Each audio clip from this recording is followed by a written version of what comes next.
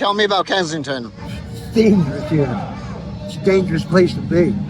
It's dangerous living here. It's dangerous being here. It's dangerous living around here. The people around here are nasty.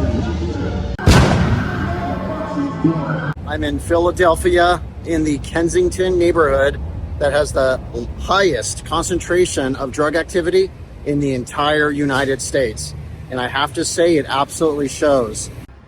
You see a lot of people out here who are losing their limbs and digits or have lost their limbs and digits. The main reason is xylazine, which is added to fentanyl. Xylazine is a horse tranquilizer, and if you use it enough, it'll start melting your skin away and eventually lead to amputation.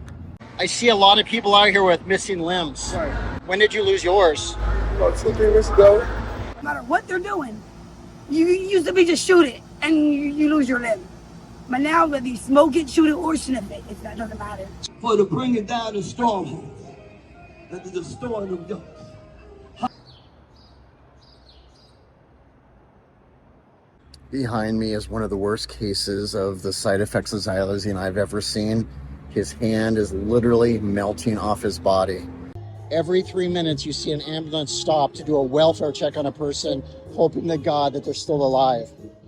I found this man face down on the cement, motionless. I waved down the first car so we could do a welfare check. After repeated tries, unfortunately, he never woke up. Yo. Bro. In the last hour, I've had at least 15 people say, do you want something or are you looking for something? Which means, do you want drugs? I've also been propositioned twice by women asking me if I wanted a sexual favor for $10. Can you share with me what you asked a minute ago? I said, hey, you want a blowjob?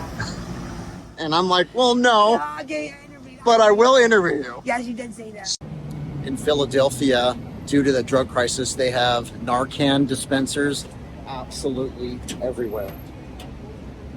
This one is actually nearly empty, but as you can see, Narcan. There is a lot of police activity, but there's very little they can do because there's so many crimes being committed every single place you look. So mostly they just kind of group up together and walk block to block. They do their best, but the fact is they would need like 5 times the police force for how chaos it is out here. Incredibly, in the most chaotic neighborhood in the United States, there are young kids everywhere witnessing drug use, unpredictable behaviors, people knotted out, people passed out, crime, extremely loud music. It's just absolute chaos, and you have to wonder, being raised around that, does it make you more resilient or more prone to trauma, which might affect you in later life? The city came out with a videographer and police officers, and we're kind of just asking the homeless to move from certain areas. One thing I didn't see, though, was any sort of effort to get these individuals into a shelter, into recovery, mental health, whatever. They just sort of were asking them to move. I think they're the city of Philadelphia. Tell the mayor to get something done. The mayor of Philadelphia, Sherelle Parker, who works here at City Hall, 4 months ago signed an executive order called One Philly Plan to End Street Homelessness. Basically, the plan is going to add 1,000 beds. Now, the only problem with that is a majority of the homeless that I met are choosing to live on the streets. What about a shelter? No, because I heard the mayor is adding 1,000 beds. Yeah, but I haven't found anybody who's going to accept the shelter. Not only could I not find a homeless person interested in a shelter, but most I met have never had contact with an outreach worker trained to get them into one. Can you remember the last time you were approached by an outreach worker? No, I've never been approached. Never? Now, I asked him when's the last time an outreach worker has ever approached him, and he said never, and he's been out here 4 years. Oh man, I've been here like 2, and I've been approached a couple times. And what did they offer you? Not much that I can use, but There's a lot of faith-based programs and volunteers coming out here, handing out food, handing out scripture, just giving people hope. Power, but because they're his. It's not by power nor by might, but ultimately by his spirit. It's his spirit. I'm telling you today. Thank you. It is possible for you to have a transformation. Witnessing the chaos firsthand, I asked multiple homeless people what it felt like to live in Kensington. It can eat you alive, you know. It can tear you down if you're not strong to build yourself. Feeling like it was cutting me like a knife. Hell and paradise at the same time. Mostly hell.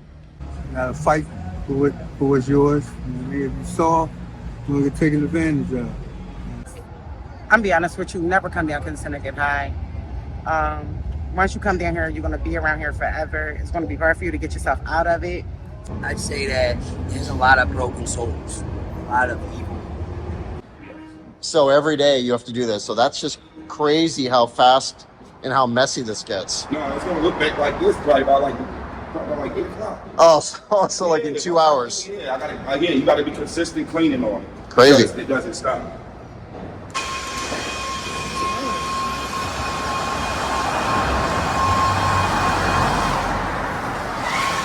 There are many areas in Philadelphia that are absolutely beautiful. We got beautiful fountains and parks and architecture. But even in some of the most stunning areas in the entire city, you cannot escape the homeless crisis. Here we have multiple homeless people sleeping on the benches at night. A lot of people come downtown because they want to be homeless. It's just comfortable being down here. But that's basically what it is, man. And that's where they come. They go to Love Park. They go to the art museum. I'm inside one of the countless abandoned buildings in Philadelphia, which many say is the main reason they have such a homeless crisis. This one obviously just needs to be bulldozed, but these are everywhere. And due to like lack of infrastructure and upgrades and all that other stuff, the homeless will naturally kind of flock to these areas. Kensington is eclectic. It is a microcosm of all different types of people. And despite the chaos, there is a strong sense of community here. And it's really the most beautiful thing about this neighborhood. It's almost like we're in it together. And so despite the fact that there's a lot of tension, for the most part, everybody tries to look out for each other.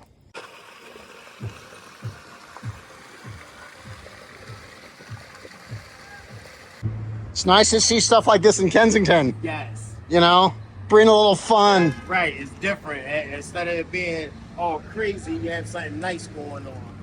I love it, brother. Thank you.